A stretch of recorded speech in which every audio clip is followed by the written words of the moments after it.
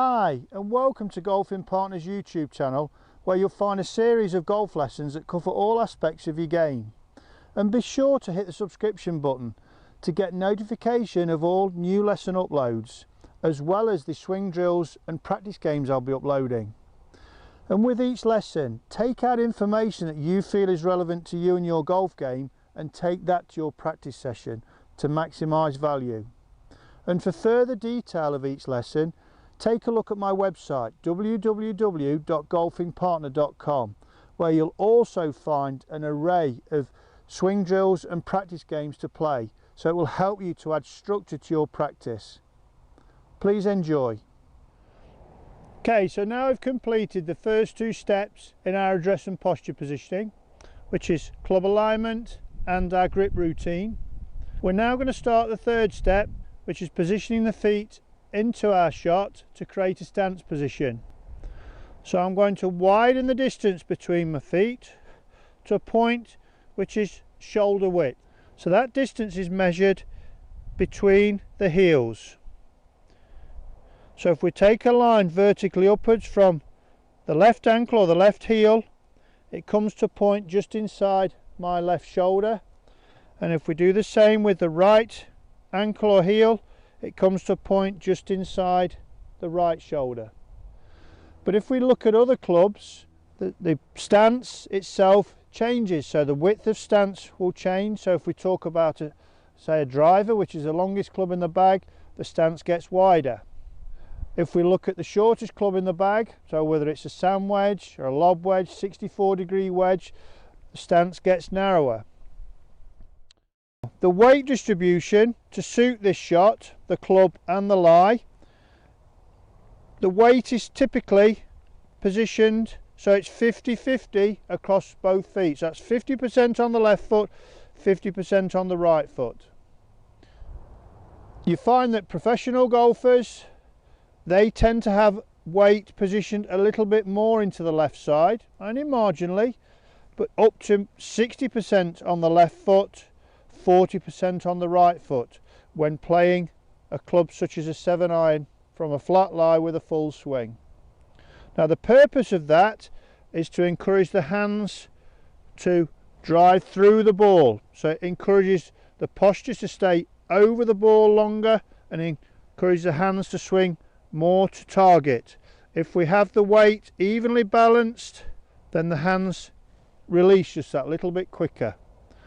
So you find for better players, the weight tends to sit just a little bit further into the left foot. But for people who are starting out or higher handicap players, I would recommend an even weight distribution between left and right foot. So the second point of weight balance I'd like to take a look at is the balance between toes and heels on either foot. Now for this example, I've positioned an alignment stick on the ground, and the alignment stick is highlighting the balance point that I'm trying to focus on. That balance point is running across the balls of my feet on both left and right foot. So that's basically the last lace hole in my golf shoes. So we don't want the balance to be too much into the toes, because that would cause the posture to fall. Or we don't want to be too much into our heels. That would cause the posture to rise and fall backwards. So it's important that we set the body weight correctly in a balanced manner across the balls of the feet. I'd also like you to look at the way the feet have been positioned, with them being slightly turned out to each other. Now this is very important when we come to swing the golf club, because we're looking for the body to rotate. So we're going to turn to the right into the backswing, and then turn back to the ball and turn to the left as we've hit the ball into the through swing. Also, the body weight as we move into the backswing transfers to the right side of the body, and then as we return back towards impact at the ball, the body weight now is transferring from the right side towards the left side. So if we have our feet incorrectly positioned, so for this example I'm turning the feet slightly in now, all of a sudden I'm creating a restriction in my ankles, so consequently I'm finding it very difficult to turn across my ankles, both the right ankle as I turn into the backswing and then the left ankle as I return to impact and try and turn into my through swing. So positioning the feet correctly is very, very important. So the final thing I'd like to look at in the stance position is how we align the feet, again to suit our shot, the club and the lie. And once again I'd like to stress that for this example we're using a 7-iron, we're playing from a flat lie and assuming that we're using a full swing. So the positioning we're going to create is what we call a square position. Now for the purpose of highlighting alignment, I've now positioned an alignment stick on the ground to highlight a target line. So remember, the target line is the line that we want the ball to start on and we want the club face to be aiming on. I've also positioned a second alignment stick onto the ground, which is now running across my feet.